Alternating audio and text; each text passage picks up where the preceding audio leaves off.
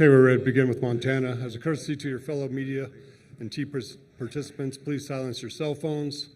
Please provide your name and affiliation when you're asking a question every time. If you're joining us on Zoom, please use the raise a hand function for questions. We will address all questions in the room first and get to Zoom if time allows. Recording press conferences on cell phones or cameras is prohibited. From Montana, we have student athletes Kai Johnson, Joe Pridgeon, Brandon Whitney, and we'll open up for questions for the student athletes.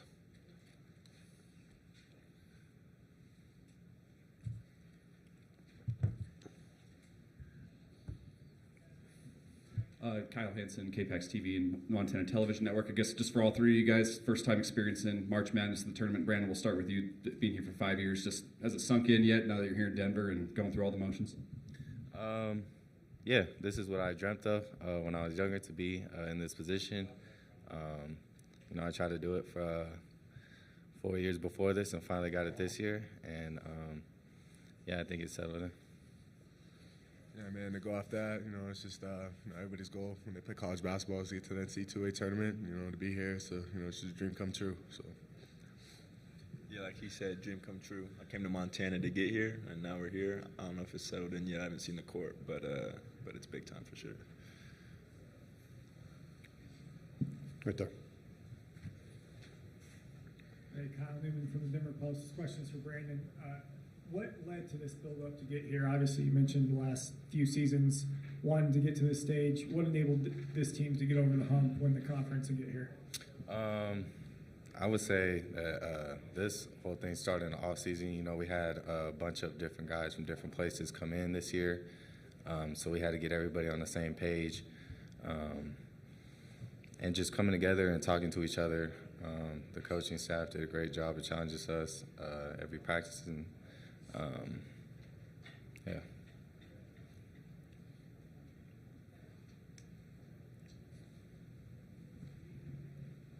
Let's go here first, and then we'll come over to you. Kyle Fredrickson with the Denver Gazette.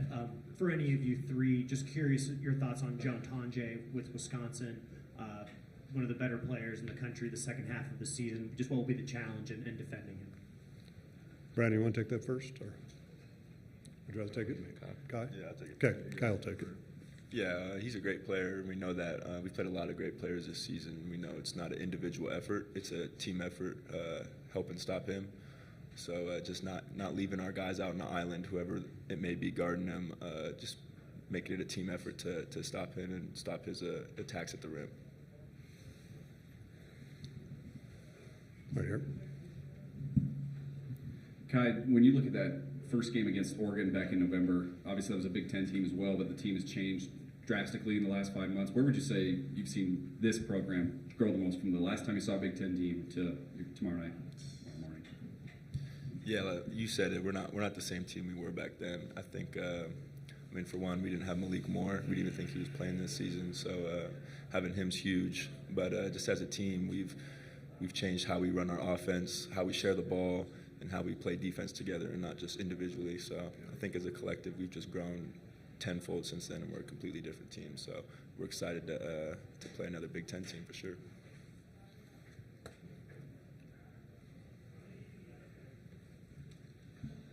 Dylan Richardson, Montana Kaiman. Question for Joe. Earlier this year, you said to me that your favorite memory would be winning the Big Sky Conference. Now that you're here, do you think that's replaced that, or did you still enjoy that a lot? Nah, it's up there though. Winning the Big Sky Conference was special. Because I got to share it with these guys and the rest of my teammates. Like Whitney was saying, we came together in a special way.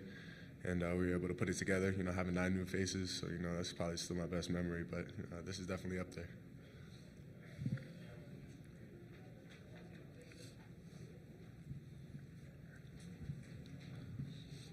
Sean Rainey, SWX, Montana. For any of the guys, now that you've kind of dove into Wisconsin a little bit more, what stands out about what they do really well and what's going to be an important matchup tomorrow? Go ahead, Joe. What stands out most is, that they don't beat themselves. They're a pretty good shooting team, and they shoot the ball well at the free throw line. They don't really make a lot of mistakes on the offensive end, and they play hard on the defensive end. I think going into the matchup, we just got to be a little more physical and just pick up our pace a little bit, and I think we'll be fine. I think we got a lot of talented guys on our team, and I think that'll show.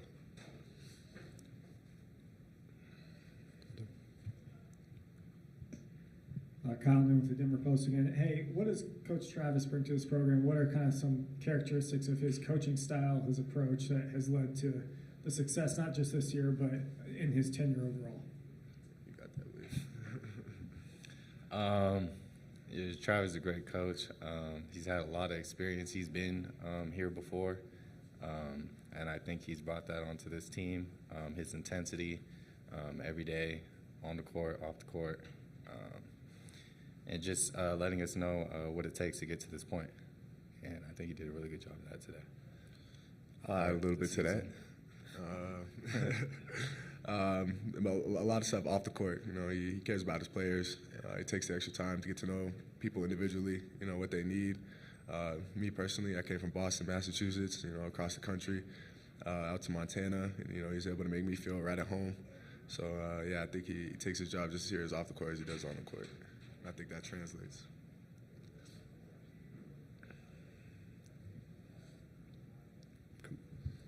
Quick follow-up to that. Any particular stories, anecdotes from this year that kind of summarize Coach Travis and his effect on this team or his coaching style? Yeah, I'll share a personal one. Early in the year, my mom's a single mother. I was having a lot of father issues. Coming here, just kind of trying to change my lifestyle, and I kind of expressed that with him early on in the season because I didn't, want him to think I was being a problem or anything like that. And he took care of me, no sweat. Called me into his office, had a conversation with me, gave me some advice. Just for my manhood and, just how to go forward, being a father of my own now. So yeah, he kind of just took me under his wing in that aspect, and from there it's kind of just been a lot of the same, just a lot of love. So.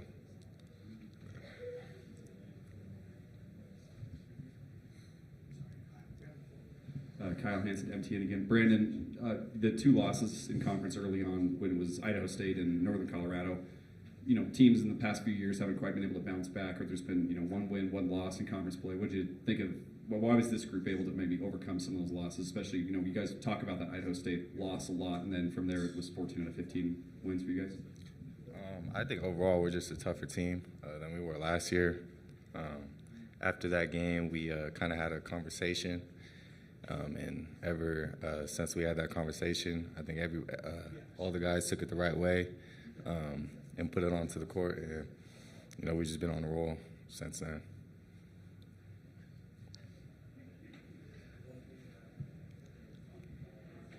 Kai, how do you balance enjoying this moment and soaking it all in and having a good time, but also staying focused and trying to keep it as routine as possible?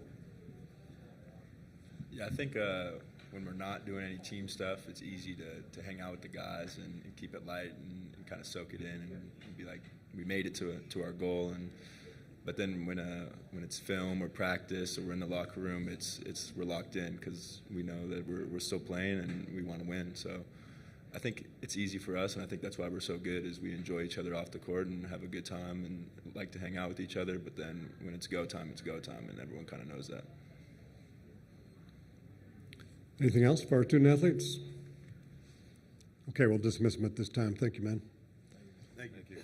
Coach will be right out.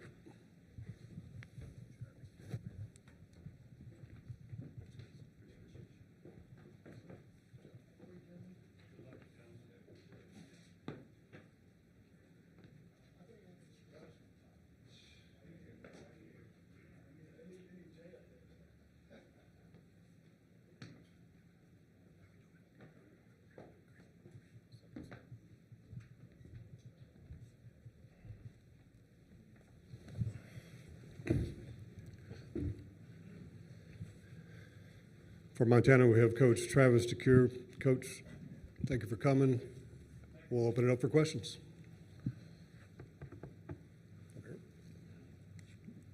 Hey, Travis, welcome to Denver, Coach. You guys have navigated with 9 new guys like you have, the transfer portal. What has been the challenge with that, and what has allowed you guys to adapt so well to present the NCAA tournament team? The first thing I'll say is to have success with so many new faces, they have to want to be successful together. They have to want to win. And so I'll say we hit a home run in that regard in terms of the character of the young men that we brought in. Coachable, common goals. We were able to get them all on one page in terms of where we were trying to get, which is here right now. The difficult part about that is they were all good players for someone before we brought them in. And they all have individual strengths that led to their recruitment. And so you have conversations with guys about role and opportunity and development. And at the end of the day, this is what you'll look like as a player. And you show film of former players. And so when they get here, it's an individual decision. And we've watched film. We've had conversations with the young men that we recruited. We've had conversations with the coaches where they've come from, but we really don't know them. We don't know them as players. We don't know them in adversity.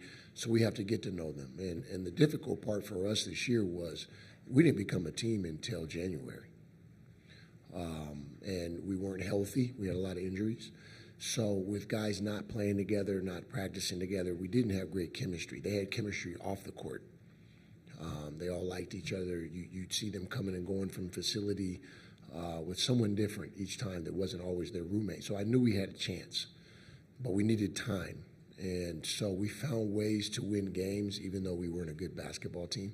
But we won enough games to have confidence and believe that we could figure it out at some point in time. And then adversity hit on the court. And this team suffered a lot of adversity off the court, but it happened on the court. Our worst home loss in my tenure. We go on the road and have another tough meltdown in the second half against an opponent in conference. And I think the film and the experience of failing got everyone's undivided attention, and then we became a basketball team.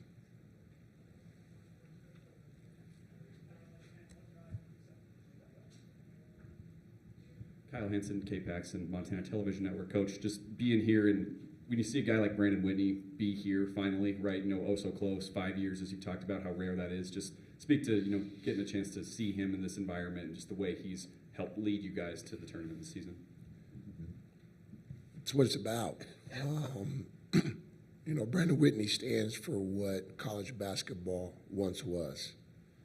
And you see a lot of coaches retiring and moving on through success, and a lot of it is based on where this game is headed. I still live in the past.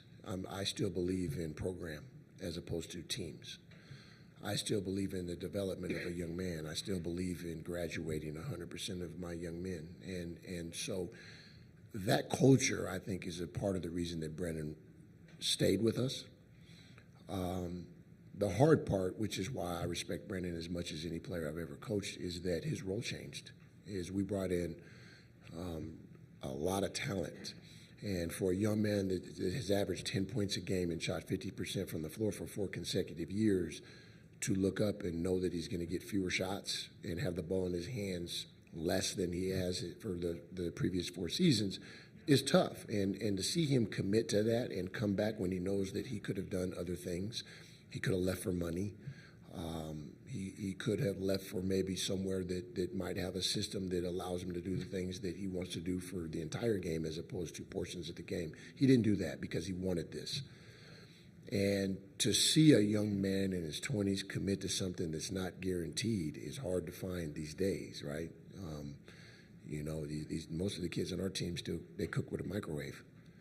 And so that's how they live their daily life. And so if something's not guaranteed, most of the time it's hard to get him to commit, and he did that. So to have him stick around and break records and, I think he's played more games than anyone, more minutes than anyone in the history of a Big Sky player.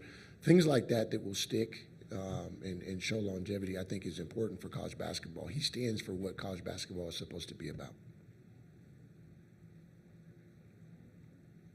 Coach Kyle Newman from the Denver Post. Joe was just up here talking about your 2 relationship and how you took him under your wing as he's been new player in the program, new father. What has that relationship meant to you, and how have you kind of seen him mature as a man as well as, you know, a player in your program here? He said he likes me? No. You know, these young men are individuals. I came up in an era where your coach, every coach I played for, looked at the team and said, there's 15 of you and one of me. So it's easier for you 15 to figure me out. And as life evolved for me, you know, I counseled for 8 years. And I learned quickly the counselors that were having success with the young men and women that they had at 13, 14, 15 years old, as opposed to the ones that were struggling. And the reality is that they looked into their history, they looked into their background and understand why they're who they are, why they make decisions the way they make them. And then they treat them the way they need to be treated based on who they are. And so that became a part of how I learned to coach. And so Joe is in a unique situation, a lot like Anand Moody was for us. And I learned a lot from having Anand Moody, a young man that was married with children. And I learned how healthy they are in the locker room. We think as coaches we're role models, but the reality is they're not really paying attention to us if we're not into the things that they're into. If we're not listening to the same music, if we don't speak the same language, they're not really paying attention. But if you put someone in the locker room that is, they pay attention. And so I think that he has been as important to me as he might have said I am to him. And what I mean by that is he's a leader in our program. He's our toughest player. He's our competitor. So he sets the tone with who we are in terms of our characteristics on the court. But also I think it's important to have someone in your locker room that has something going on in their life that's important outside of just playing basketball and just going to school. And to have someone that gets up in the morning and change diapers and might not go to bed when he's tired every night, but still shows up to practice every day and doesn't complain is healthy. So I am benefiting from having him on this team way more than he is. But he's been a pleasure to coach. He's an incredible young man.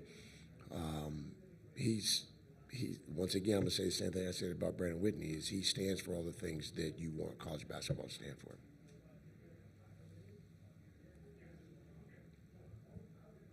Sean Rady, SWX Montana. Coach, you kind of just touched on the edge and the toughness that Joe has brought to this team. What is it about the mentality, the makeup of this team that you're not maybe worried about the bright lights, the big stage, and the intimidation of playing a bigger opponent? They're not afraid. You know, you want your team to play with confidence, right? And when you get in a tournament, it's play your best game, play as hard as you can, be you. You have to have confidence to do that. And the fear factor is what takes your confidence. If you're concerned about your opponent, how big they are, how fast they are, and how good they are individually, you might not bring your best game to the table. And we've never been concerned with our opponent. We've played good opponents, right? We've played, you know, teams that have been number one in the country this year. We had one point where 3 teams that we had played in November were undefeated in December. And so we've played tough competition. I think the most important thing for us is to remember how we got here. We grew as a team. Our aggression, our cohesiveness have made us a good team. And so, yeah, the lights are going to be bright today. Tomorrow they won't. They'll be normal. And we just need to be ourselves.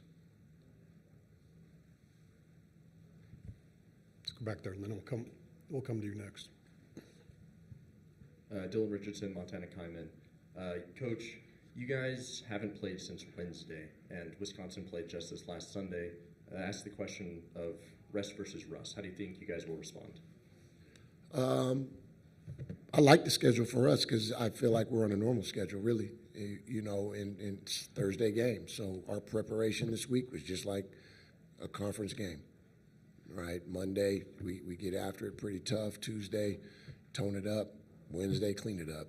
Go out and play. So I think for us, it's normal.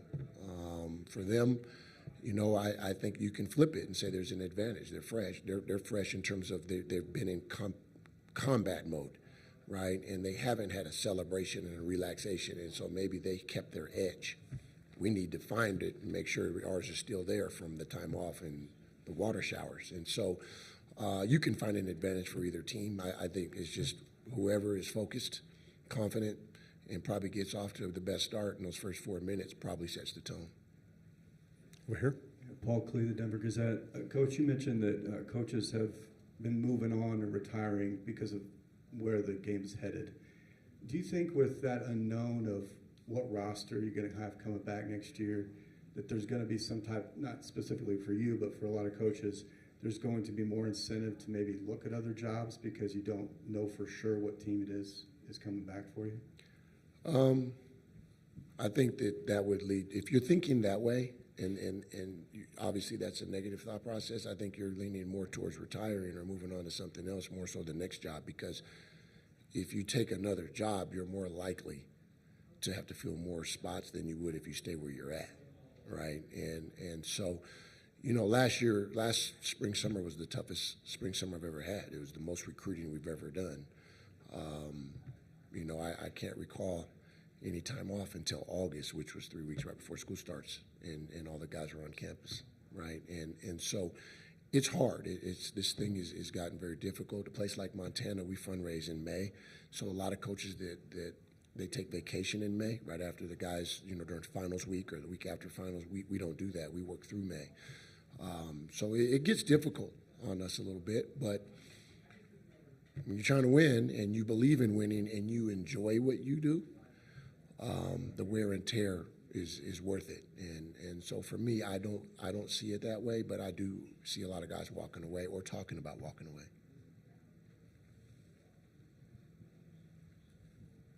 Coach Kyle Newman from the Denver Post. Is there anything that you can take from those tournament appearances in 18 or 19, any that apply to this year's team, or is that a different chapter? Yes and no. It is a different chapter because I have a different team, and these guys are built different than those guys in the past. That, the 18, 19, those two trips are pretty much the same team with the exception of one guy. I think when I look back, it's always how do we win, right? We jump up 10-0 on Michigan. We've got all the momentum, and foul. Michael Guinea, who was our hottest player at the time, is sidelined, and then power goes out, and we sit for 15, 20 minutes and get cold, and then the game starts over, right?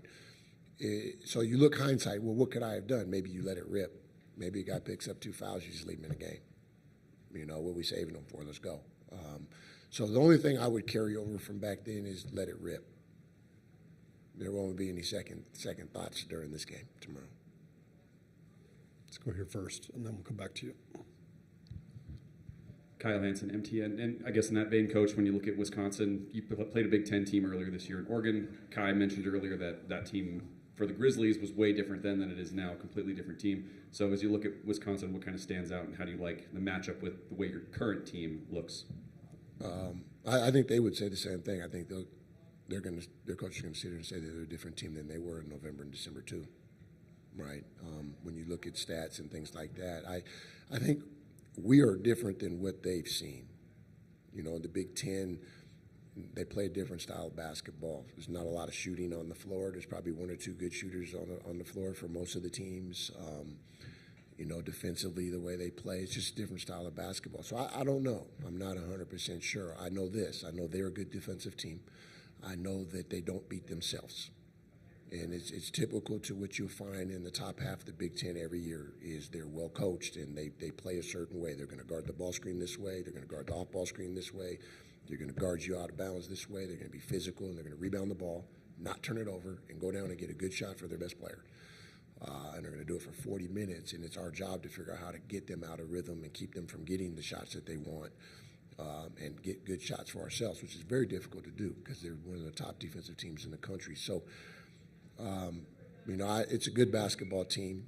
They're probably better than the 3, which has happened with us every time, and we're just going to have to play our best basketball team.